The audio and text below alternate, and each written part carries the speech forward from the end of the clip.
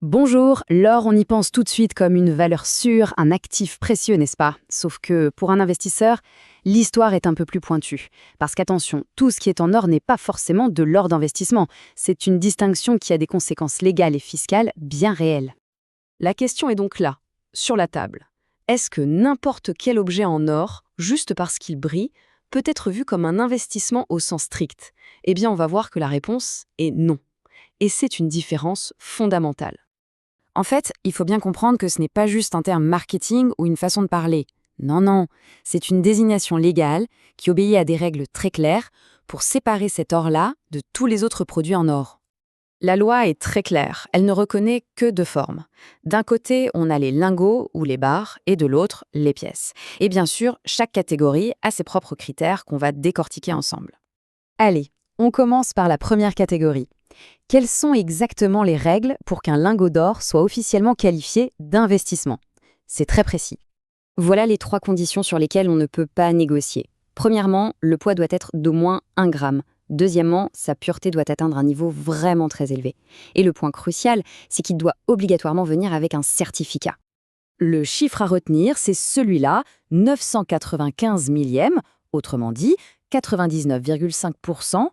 Concrètement, ça veut dire que le métal doit être quasiment de l'or pur. C'est vraiment la garantie essentielle de sa qualité et de sa valeur. Et ce certificat, il est absolument indispensable. Ce n'est pas juste un bout de papier, c'est le document officiel qui vient attester du poids et de la pureté du lingot. C'est ce qui le rend légitime aux yeux de la loi comme du marché. Bon, passons maintenant à la deuxième catégorie, les pièces. Alors là, les règles sont un peu différentes. C'est même, d'une certaine manière, un peu plus complexe, parce qu'on va mélanger la valeur du métal avec des critères qui sont, eux, historiques et monétaires. Ici, on a 4 conditions à respecter. D'abord, la date de frappe. Ensuite, la pureté, qui est un tout petit peu moins exigeante que pour les lingots. Troisième point, le statut de monnaie légale, passée ou présente. Et enfin, une règle sur le prix pour éviter que ça ne bascule dans la pure collection. Cette date, 1800, elle n'est pas du tout choisie au hasard. Elle sert en fait de ligne de partage. C'est une barrière légale pour exclure les pièces plus anciennes, qui sont souvent considérées comme des antiquités avant d'être des investissements. Et le point clé ici, c'est cette fameuse règle des 80%. Son but, c'est de s'assurer que la valeur de la pièce reste bien attachée à la quantité d'or qu'elle contient, et non pas à sa rareté ou à sa valeur pour les collectionneurs. C'est vraiment ça, la clé de la définition d'investissement. Donc, si on résume, les différences sont quand même fondamentales. Pour les lingots, c'est simple, pureté et certification, c'est ça qui compte. Pour les pièces, la pureté est un peu moins stricte, mais on ajoute des critères historiques et de cours légal. Ok, maintenant qu'on sait ce qu'est l'or d'investissement, il est tout aussi important de savoir ce qu'il n'est pas, parce qu'il y a plein d'objets en or qui en fait ne rentrent pas du tout dans ces critères stricts. Et voilà un avertissement en direct de notre source à prendre très au sérieux.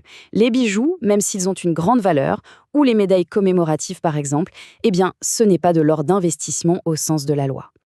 On pourrait se dire, mais pourquoi être aussi tatillon? Après tout, de l'or, c'est de l'or, non? Eh bien, pas vraiment. Cette distinction a des conséquences très très concrètes. Voilà pourquoi c'est si important. D'abord, il y a la reconnaissance légale, qui va directement impacter la fiscalité à l'achat ou à la revente. Et puis, ça permet de faire une séparation nette entre un véritable actif financier et un objet dont la valeur est plus subjective, plus sentimentale, comme un bijou de famille. Finalement, le message à retenir, c'est celui-ci. Le fait de comprendre cette définition, ça permet de passer du statut de simple acheteur d'or à celui d'investisseur averti qui sait précisément ce qu'il possède et surtout pourquoi. Allez, une dernière réflexion pour la route.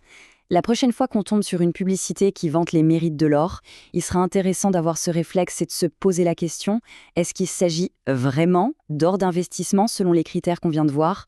On pourrait bien être surpris par la réponse.